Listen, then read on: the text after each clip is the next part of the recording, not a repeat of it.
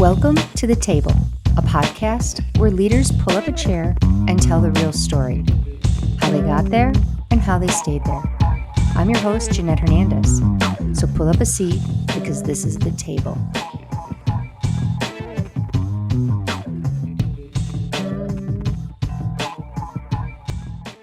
Hi, Steve. Thanks so much for joining us today on The Table. I'm really excited to have you. Oh, thank you for inviting me. I've been looking forward to it. And we were just catching up a little bit because it's been a while, but and I think since the last time I've seen you, correct me if I'm wrong, so you're 8 books plus a workbook for the Extreme Leadership Institute, correct? Is that the right number? Well, yeah, not quite 8 books yet. Book number 6 is in its final editing stage right now. It'll be coming from Wiley at the end of August. Excellent. And then, of course, we have the Radical Leap workshop and all the materials that go along with that. So, there are a few things on the periphery, but for the actual books, it's been the Radical Leap, the Radical Edge, Greater Than Yourself, Love is Just Damn Good Business. That's 4. And then I co-wrote a book with my friend JJ French. Yes. It's called Twisted Business. Yes, JJ French is the founder of Twisted Sister. It's a great cover, by the way. I love the cover of the book. Thank you. Yeah, that book was a little bit off the beaten path for me. And it's his story that I helped him to tell. And then this new book is it's called The Radical Promise. Mm-hmm. And I have co-written it with 2 of my mentors. Excellent. Jim Kouzes and Barry Posner, who are the OGs of the leadership research. So it's been quite a journey so far. If you can give us a little sneak, is it staying in the theme of the other books about how we lead, right? Leading with love and the culture and the audacity. Is it staying in that? Yeah, it is. So, the foundational premise of my work from the beginning has been that love is really the foundation of great leadership and great business. Not love in a sentimental, fluffy, California hoo-ha crap kind of way. Right. But really love as a practice and a discipline. Mm-hmm. So I've never strayed from that. As time goes on, more and more I see that it is true and universal, multi-generational, multicultural, multi-industry. It's just true, and we can certainly get into the details. But this newest book is really about the mastering the art of doing what you say you will do. So it's about credibility, and it's based very deeply on Kouzes and Posner's research on credibility, but it's told in the kind of the parable novel format that I really like to do. That my first 3 books are written as. So it's been a lot of fun to write. It's been really challenging because, well, I'll put it this way. I've had this idea, Jeanette, for a long time. Mm-hmm. To write a book about doing what you say you will do. And I was terrified to do it. Really? Why? Yeah. Well, I'll put it this way. I mean, you and I know each other. You know me. So I don't think I'm speaking, I'm not coming from a place of ego. I'm coming from a place of authenticity. I think I do a pretty good job of modeling what it is that I'm asking other people to do. Mm-hmm. I'm pretty much a love guy to my core. Yeah. I'm not just saying it because it sounds good. I'm saying it because not only do I know it to be true from my experience, but because that's the way I strive to live my life. Right? Yes. So it's really important to me to be a great example of what it is I'm asking other people to do. So here I come along with a book about doing what you say you will do. And it's like, holy shit, what's going to happen to people's expectations of me? It's like, oh, you said you were going to call me yesterday, Mr. Do What You Say You Will Do guy. And I didn't know if I was ready to live up to the standard that I was going to be asking of other people. It does hold you more accountable when you put it on paper, doesn't it? Yes, it does. Especially when you're advocating for other people to be more accountable. So yeah, I put it off for a while, but I think I'm ready for the challenge now. That's exciting. And coming from, Radical Leap kind of laid everything out, the love and the audacity and the proof. And then when you went into the other book and talked about the building a culture of love. So, and I think you've weaved it really well. For those that haven't read your books, which you should go out and do, listeners. You weave it into the story, always not losing the sight of the love, because it's true. It's who you are. That's why you authored the books on that. But you also have a way of talking so much about, as a leader or leadership is producing more leaders. Yes. Well, it's kind of hard to do that if you don't stop and do checks on yourself and hold yourself accountable. So I think this is a phenomenal topic, not just for young leaders, but for us who've been around for a second in leadership. If you don't stop and pause and look and check yourself, sometimes things get away from you. Yeah. Oh, for sure. And it's challenging for a number of reasons. So if you think about what's required for a person, for a leader to follow through on their promises and commitments, what does that person need to do? First of all, you've got to be really clear about what it is that you're promising and committing to. Correct. So on the surface level, that's, the obvious stuff. I tell you I'm going to do X and I do X. As simple as, I tell you I'm going to call you tomorrow at 10 o'clock. I call you tomorrow at 10 o'clock. That's doing what you say we'll do. But the challenge in that is that oftentimes we say things that we didn't intend to be taken as a promise or a commitment. True. Yes. But somebody else will. And the higher regard they hold us in, the more likely they are to do that. So for example, if I say to you, hey, you know what? I'm going to be in San Diego here in a couple of months. We should have lunch. Now, to me, maybe I'm thinking, or not. Yeah. Right? You did a hard commitment. You were just throwing it out there. Yeah, I'm just throwing it out there. But you are likely to hear, Farber's going to come to San Diego and we're going to have lunch. And then you don't hear from me. Now, that's not malicious on my side, and it's not even necessarily irresponsible. But what happened was you heard my words as a commitment, and if I don't follow through on it, whether or not I intended it as a commitment, it still damages my credibility in your eyes. Correct. So it's about speaking with what we call in the book a contractual attitude, is to really be aware, be cognizant of the things that I'm saying and how other people are taking them. So that's still kind of up here on the surface. You have to dig deeper in that and say, all right, what are the things that I say I believe in, the values that I say are important for me and for us as an organization in our culture? And am I acting on the basis of those values in the way that I show up, in the way that I act, in the way that I talk, in the way that I run meetings, in the way that I make decisions, in the way that I spend my time, all of that, all of those things. Am I the walking, talking, living, breathing example of those values that we say are important? And I think too is, do you have the consistency to your word? Yeah. Because hitting it 80% of the time, that's when the 80-20 rule doesn't work. It's entirely about consistency. Because if I'm pretty good at it, 3 out of 10 times, I follow through beautifully. Well, that's not a great track record. Right. Yes. If that were a credit report, yeah, versus a credibility report, my credit score wouldn't, let's say, wouldn't be very looked so stellar. good. Right. Yeah. And I think those are things that as you build foundations, whether it's culturally or you as a leader in your respective field, it's one thing to, I think, go in and focus on your team, which is what some of your books talk about, right? That culture of love and being audacious and setting the goals, but having the proof, tying back to Radical Leap in the very beginning.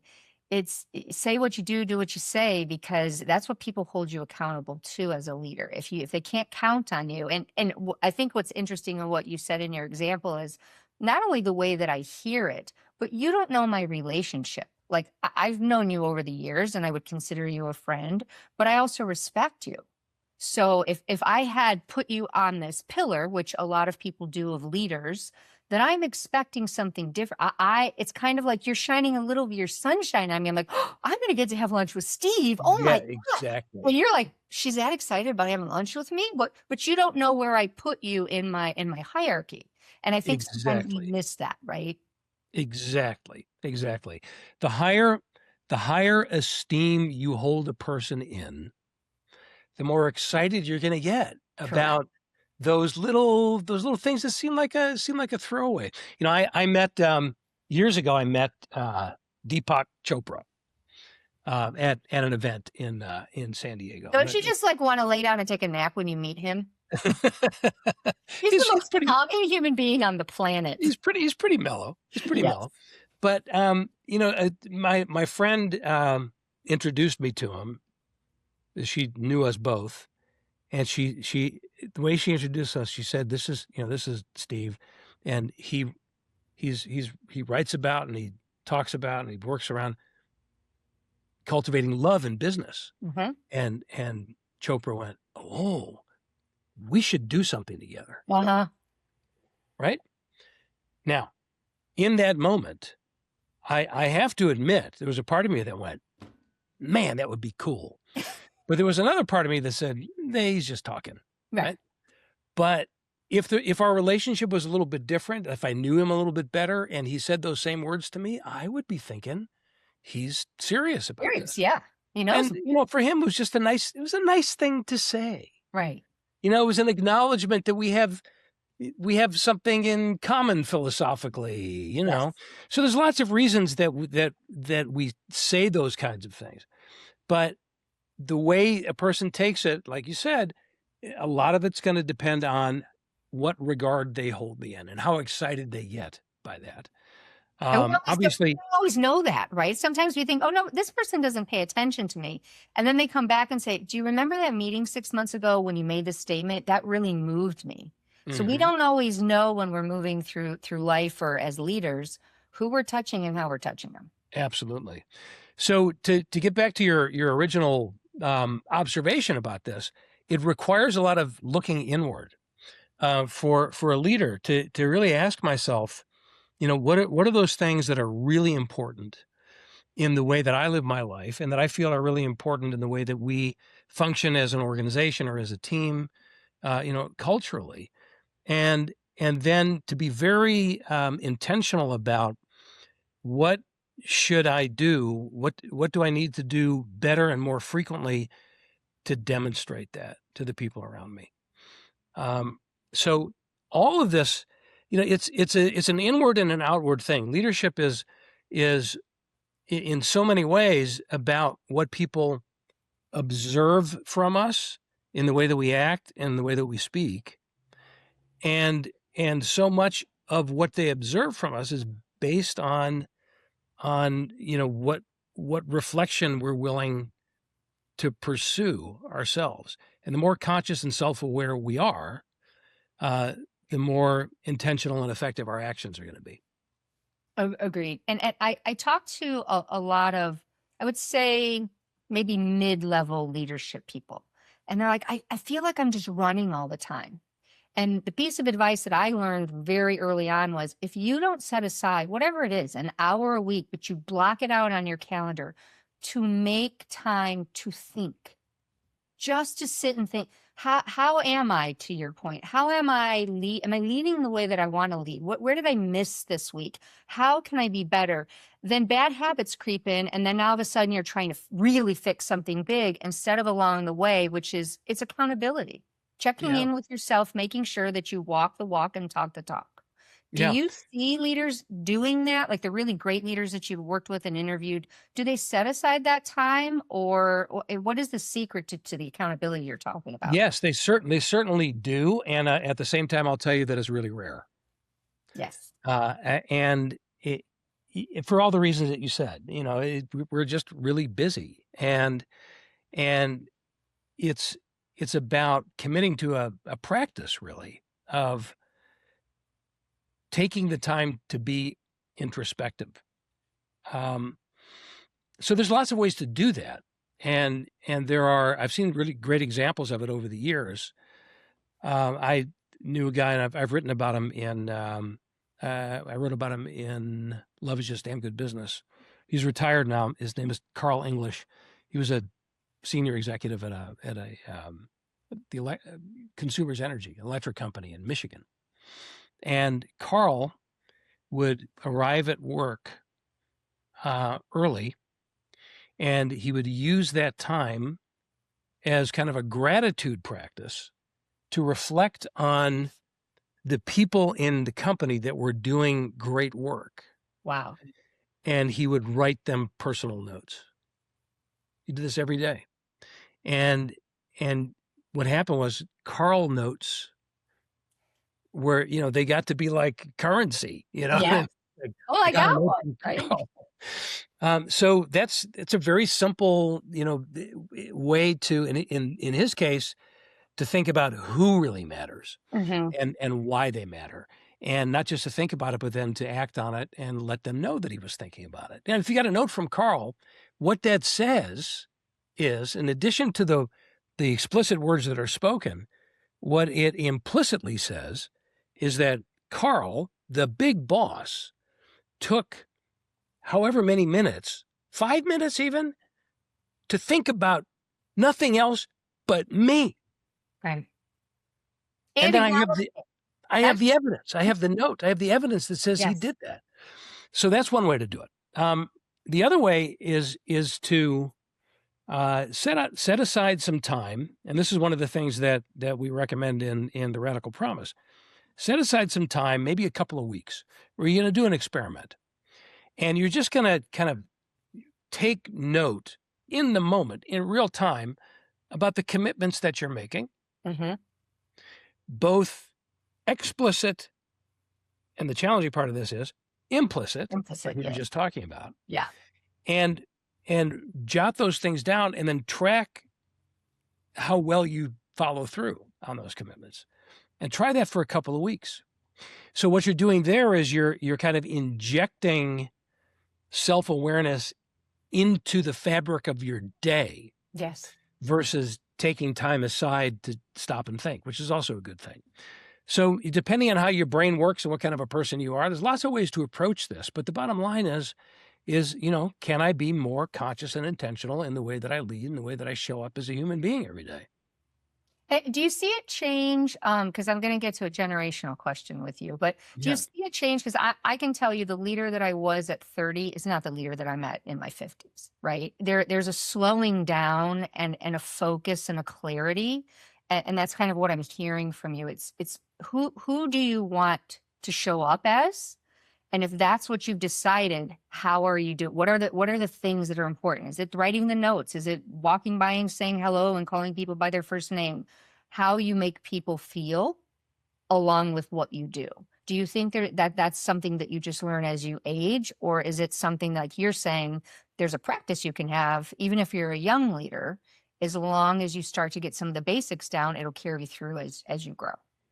Yeah, I think especially when you're a young leader, especially then, because you're by definition, you're in the formative stages of your career. Right. And what you do now and how you do it now is going to create a trajectory that's going to carry you through the rest of your life. Whether you pay attention to it or not, that's what you're doing. That's what we're all doing. The scary part. Sometimes we don't pay attention and then it pops up. I think most of the time we don't, again. Yeah. So I think it's a really important perspective to develop early on. And so, the generational thing, this is, let's talk about it in this context. So the current youngest generation of people, coming into the workforce, and we hear this a lot, their brains are wired differently. Correct. Because of, if nothing else, because of the relationship with technology. And with the advancement of, the onset and advancement of AI and living life staring at a little screen and the proverbial short attention span, the TikTok generation and all that. Right. There's this expectation that we older folks have that these kids today, they don't know how to connect. They're living their lives in the screen. Every generation has their version of these kids today. Correct. Yes. Right. Every generation. Yes. So let's just acknowledge that every generation is different from the ones that preceded it, because that's the way evolution works. Yeah. Right. But here's the thing. There is at least one thing that has not changed and never will. And that is that human beings respond to the attention they get from other human beings. And therefore, and I told this to my kids when, they were constantly drawn away to their phones to text their friends immediately, right? That was the protocol of their generation. When I say kids, I mean my kids who are now in their early 30s, right? So when they were teens, it was like, we'd be sitting around a table at dinner and they'd be texting their friends. And I gave this lecture over and over again. I said, okay, first of all, the rule is, when you start buying dinner, then you could text all you want. But in the meantime, you got to put the phone away because I'm buying dinner, right? So lay down the law. But then here's the reason why. It wasn't just because I said so, because I'm the dad. It's for this reason. When we're sitting across the table from each other and you are ignoring me to text your friend who's 1,000 miles away on the other side of the country, what you are telling me is that person who's not even here is more important than I am, who's sitting across the table from you. So your generation is, I would say to them, this is the protocol in your generation. I get it. And you have to respond to a text like immediately. Otherwise, you're dissing your friend. Right. I said, all right, but here's the other side of that coin. If you can develop the ability to be truly present with whoever you're sitting with, physically, breathing the same oxygen with, if you can really tune in, listen to what they're saying deeply, respond to what they're saying, you are going to have a significant advantage over anybody else in your generation. Correct. Because human beings always respond to that attention and that presence. Yes. And I would venture to say, and I can't prove this by citing any particular research, but the more rare that becomes, the more significant it is when you get it. Absolutely. So for the youngest generation today to develop, and you really have to work at it because we're constantly drawn away by the other things that are attracting us technologically. If you could develop that ability to be fully present, that's going to serve you in anything that you're trying to do, because people will always respond to that. Right. And that's true from generation to generation and from culture to culture. That's true. So that's one thing that I believe will never change. The other thing that I think will never change, as long as human beings remain human beings, which is something that I suppose could change at some point, is that it's really about love. It's the most powerful thing. Needs, right? It's not something we argue. We all need it. We do need it. Yeah, and sure, there's the whole hierarchy of needs that you got to have food and shelter and survive and all that first. Absolutely. And when we go to work, we got those bases covered by definition, right? Yes. So it's really about our ability not only to be present, but to be present with a quality of heart that says, I support you, my colleague, my teammates, my customer, whatever. I support you. I believe in you. I'm here to serve by giving more adding more value to your life. And if I can really develop that practice, again, from an early age, from right at the very beginning or even before the beginning of my career, I'm only going to get better at it over time. Correct. And it's going to really set my path in the best possible way. I remember when Love is Just Damn Good Business came out, and there was some of the conversations were, oh my gosh, just in the title. We don't talk about love in corporate America. Yeah. Steve, how are you going to get this message across? But there were people from Radical Leap who were like, oh, speak, please speak. We need an ambassador to do this so that we can take it into our companies because it is different. The irony in that is I have heard for years, oh, I'm a servant leader, and I'm here to serve you. But to what you just said is, but how they make people feel. There's still some of that dictator or behind closed doors. There's, beatings. It's not authentic. Mm-hmm. So if you're not showing up to what you're saying, if you're not showing up in that authenticity, because there are some people that can talk about love and empathy and I care about you, but it's not sincere and you can feel it, which makes it even worse. Yeah. Well, if the newer generations that are coming into leadership are already challenged, because to your example, I have the same thing. I'm like, no phones at the table. I only get 10 minutes a day with you and I want you to be present. But them sitting around having dinner, and you see it all the time, and texting, that's multitasking for them. They're not offended. Hey, Steve, I know you're doing it and I got to do it, but it's just part of what we are. And but I know you're here with me. You chose to come have dinner with me. Right. And so the mindset is different generationally of how we observe that. But the underlying theme, I think, is just beyond spot on.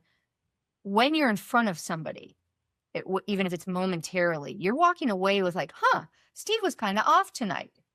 Or, wow, he was fully in the conversation and he listened. I had a problem and it made me feel good. People are going to walk away with how you're present with them or not present. Period.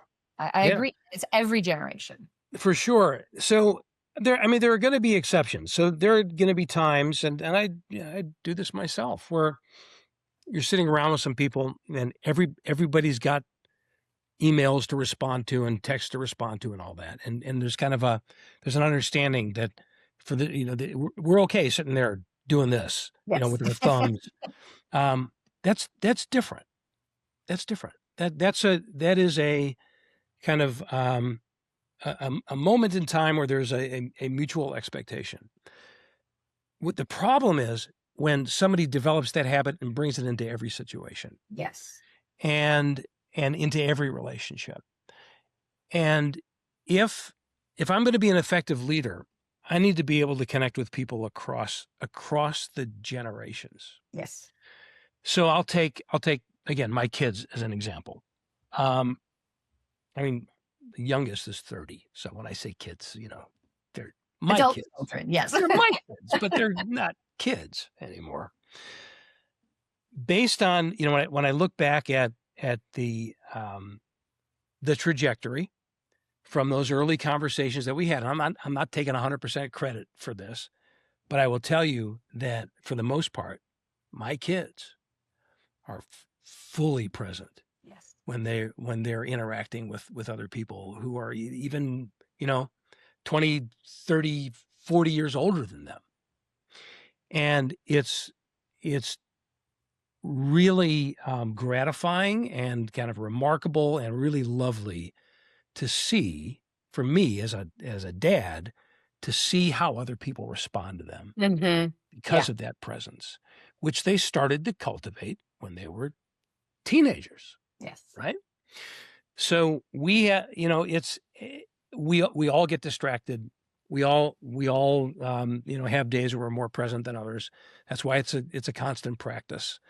And you're right. It's not simply about saying the words. It's not, we could call ourselves servant leaders. We could say that we think love is important, but if I act like a schmuck, that's all I've done is proven that I can talk a good game. Exactly. And people have a really good bullshit meter. They know what I'm thinking. Oh, in corporate America, direct reports have the best meter. Oh, yeah. They've been through the gamut of bad leaders, right?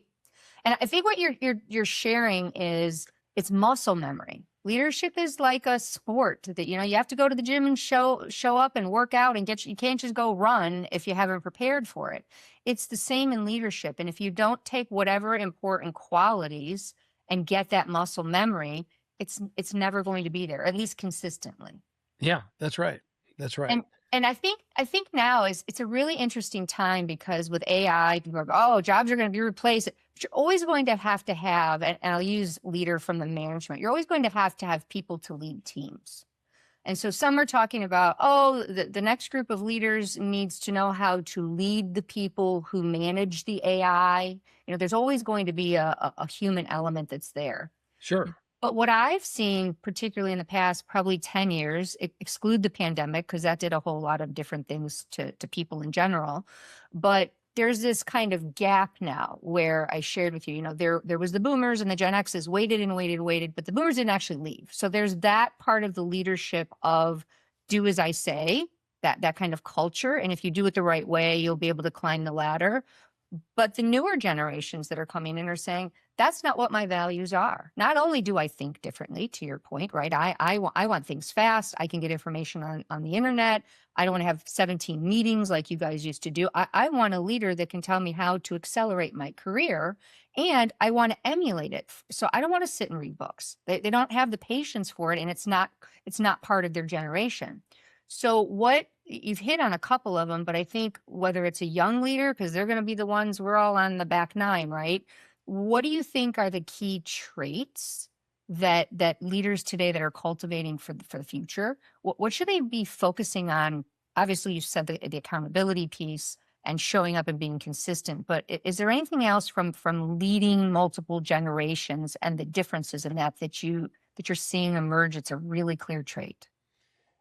Yeah, and interestingly, I don't think it's changed much. So when you talk about the boomers now, and the do as I say because I said so, I'm the boss. Well, I mean, Tom Peters, one of my mentors, wrote In Search of Excellence.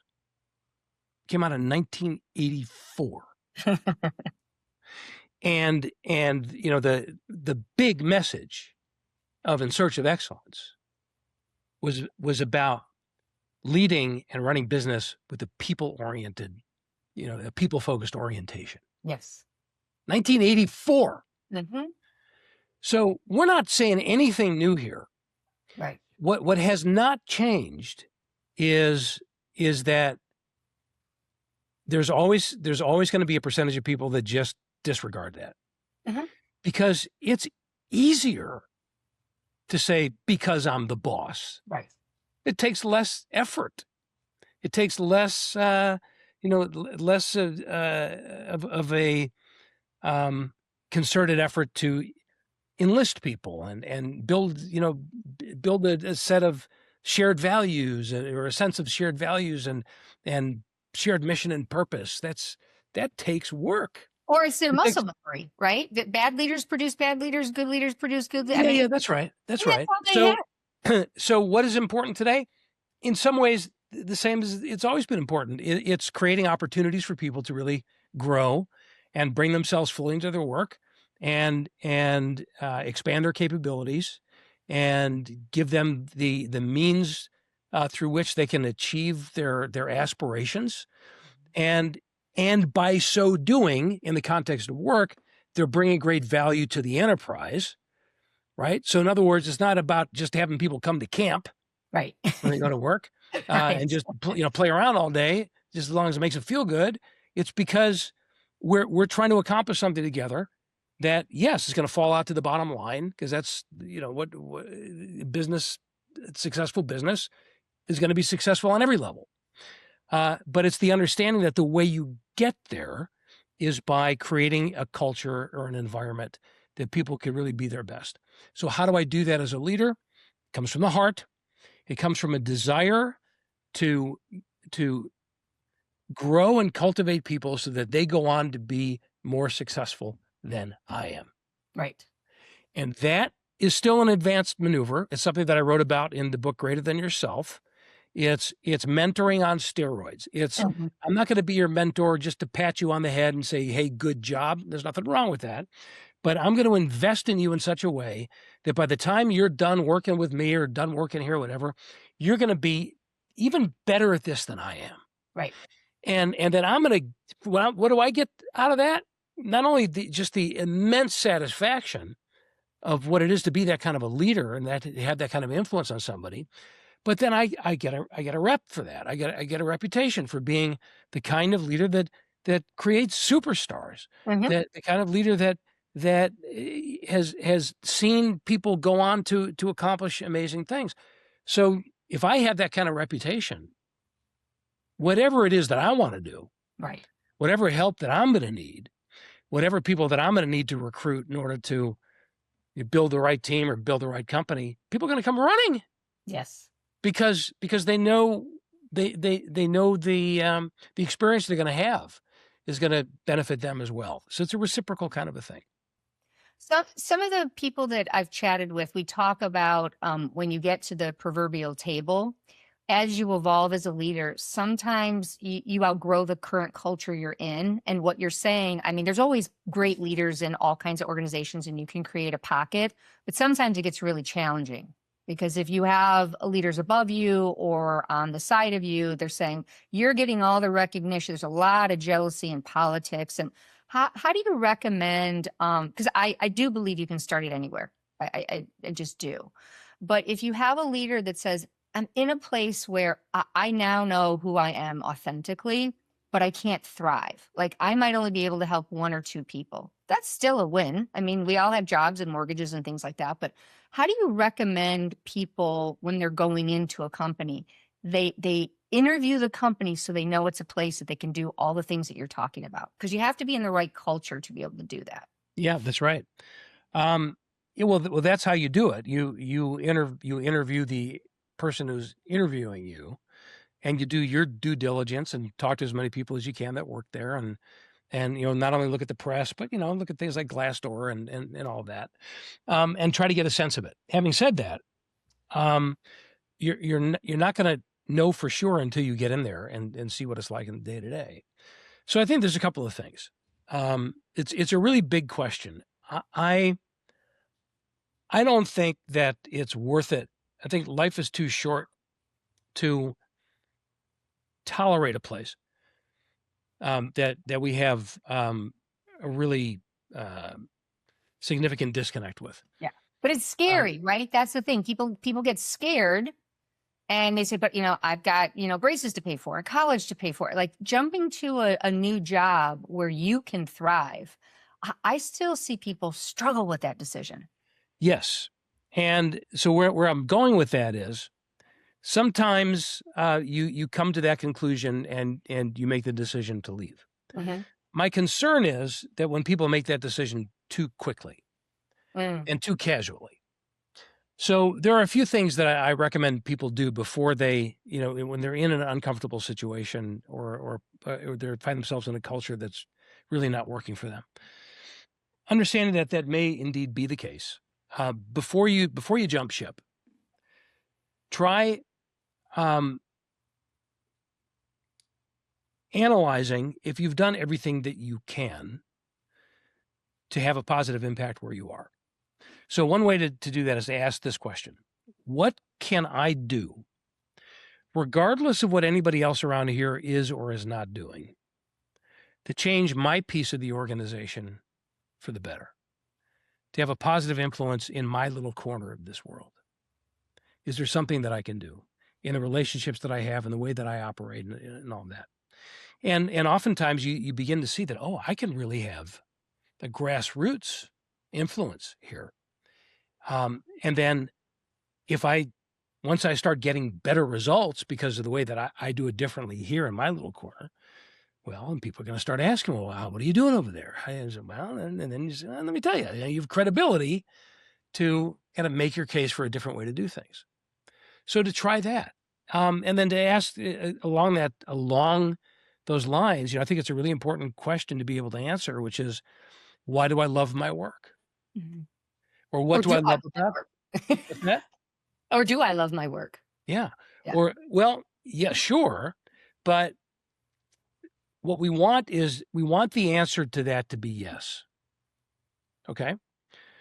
So if the answer to that is no, do I love my work? No. Then the next question shouldn't be, well, then where else can I go? The next question should be, is there anything that I love about it? Mm-hmm. Is it the people that I work with? Is it the kind of work that I do? Is it the way that it challenges me intellectually? Is it whatever? What do I love about it? And if the answer to that is not a damn thing, there's your answer. then we're getting pretty close to, okay, well, I don't want to jump ship too soon because I still need to, pay my rent or pay my mortgage or feed my family or myself, whatever it is. But I should definitely start looking around. We just want to make sure it's like personal relationships. We want to make sure that it's not us. Right. Yeah, exactly. That we're going to carry from place to place, no matter what it is. You know what I mean? That's that accountability. So I think it's really important to explore all of our possibilities. And the worst case scenario is we develop more of a capability to lead in difficult circumstances, which is a great skill to have. Yeah. So we have to give ourselves that opportunity, I think, and don't bail too soon. Yeah. Don't jump because there's a little smoke. The fire's not there yet. But I love the example, and I'll share one with you. So I used to tell my kids with manners. Manners was huge. I'm like, you're going to go out. People won't say, please, thank you. They won't open doors. I want you to be the beacon of good manners. Yeah. And my twin boys, and even in their 20s, when people would meet them, they're like, you have the most well-behaved children. Oh, yeah. My. And they really took pride in that when they got compliments. Sure. Yeah. And it's hard to do. I remember in high school, they'd come home, they're like, Mom, I opened a door. Nobody said thank you. They didn't even acknowledge it. Right. I'm like, but did you still hold the door? And like, I still held the door. And I'm like, people will remember that, right? Yeah. In leadership, when you are in call it what you want, toxic environment, just not a great company, if you have the strength and the muscle memory as a leader, I think you're spot on. Start doing something. That's where you can really test yourself, is in the wrong environment. It's easy in the right environment. Yeah. Yeah, for sure. So another word for that politeness is kindness. Kindness. It doesn't matter what your scenario is. It doesn't matter how difficult it is. You can always be kind. Mm-hmm. You can be kind to somebody that you're firing. In fact, sometimes firing somebody is a kindness in and of itself. Yes. So there's, and to me, that is, it lives in the same neighborhood as love. It's not exactly the same thing, but it's certainly an expression of it. Mm-hmm. Right? It's a lot easier to be kind when fundamentally I love people. Mm-hmm. I may not love this particular person in the way that I love my friends or, my family or another colleague that I've been with forever and we're just, mates. But I can love their humanity and I can act accordingly. And that's by being kind.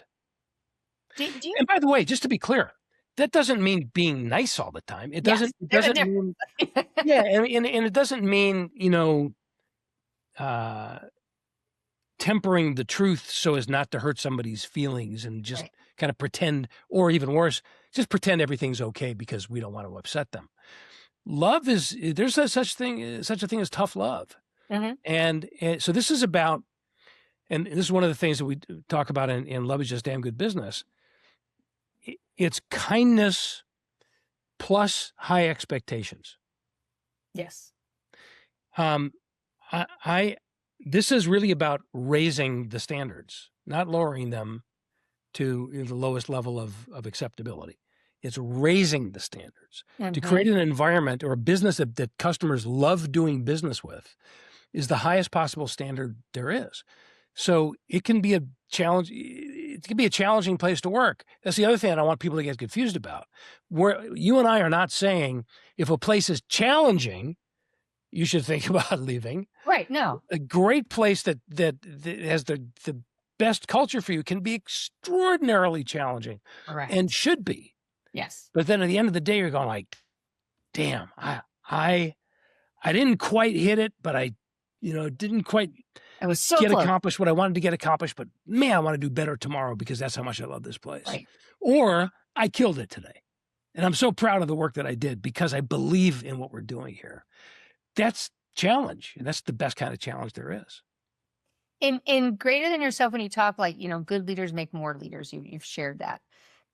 Do you see the leaders that you have come in contact with, do they know? I think you're talking about some really fundamental parts of people. Like, I'm a big person about kindness too. There's a lot of people I might not like you. I don't want to go have lunch with you, but I'm still kind to you as a human being. Yeah. That's just part of my DNA. Do you think that enough leaders take time to do that because I mean, it's pretty easy for us to all say, oh, I'm compassionate, or I have empathy, or you throw these words out. But do you really know when it comes down to dealing with those difficult situations? What's your driver? Like, do you come from a place of kindness? Is it a place of love? Do you see people doing that deep of work? Yeah. Yeah. And I think we all need to do more of it again. I agree. Yeah. And listen, like anything else, there are going to be people that are more naturally inclined to that than others. Mm-hmm. Right. It's the old age-old question: are leaders born or are they made? Yes. Right? And the answer is very simple. The answer is yes. Yes. I mean, I've never yet met a leader who's not born, so that's a prerequisite, apparently. But there are some people who are just kind of born leaders. They're just naturally good at it. They just have that natural ability to connect with people and to inspire them. Just like there are people who are natural musicians, they're born with a violin in their hands, and there are people who are naturally good at math, and sports, and we can go on and on. That doesn't mean that for the rest of us, there's no hope. It just means that for the rest of us, we got to work harder at it. Yes. And leadership is the same way. We can all get better at it. Mm-hmm. Some of us are more naturally inclined to it than others. Like you said, it's part of your DNA to be kind. For some people, it's not. So they have to work harder at that bit, but they might have other things that they don't have to work so hard at. So it comes back to that self-awareness that we started out by talking about. Where are my strengths? Where are my areas for opportunity? And what do I need to do to get better at the things that I'm weaker in? And by the way, I've got no problem in saying we have weaknesses. Some people try to, we all do. Let's find another way to say it. This is not my core strength. Yeah, right. Do you agree that in some of the things of, it's not really changed, it's what we've said all along, which is great leaders learn for a lifetime. You never stop learning or getting that muscle memory as a leader because your environments change, you get older. And if you think that how you are a leader at 30 is going to serve you later on, that's probably not going to happen. Yeah. Yes, for sure. Lifelong learning.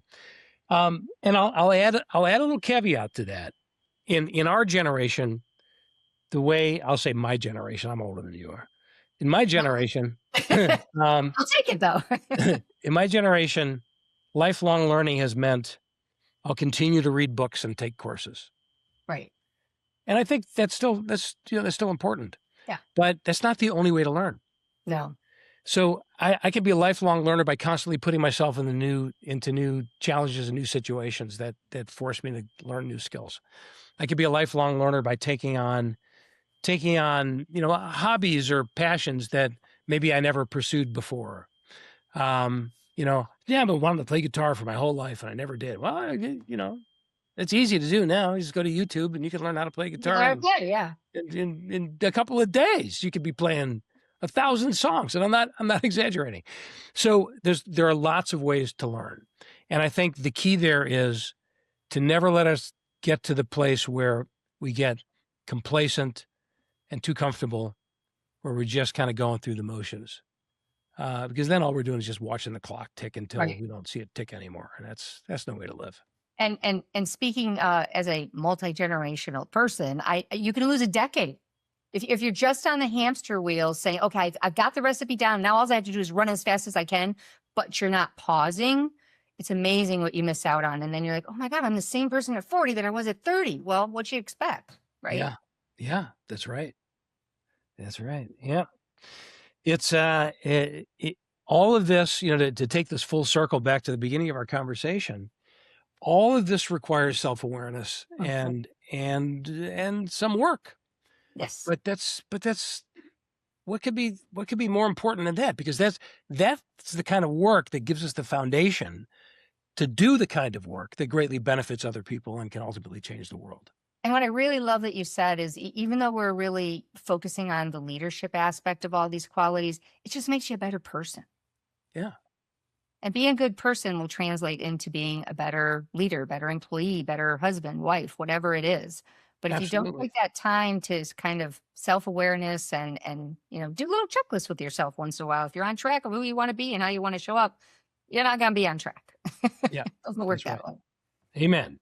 Well, fabulous, Steve. Thank you so much again for joining us. I'm sure the leaders got a ton out of it, and I'm so looking forward to your next book.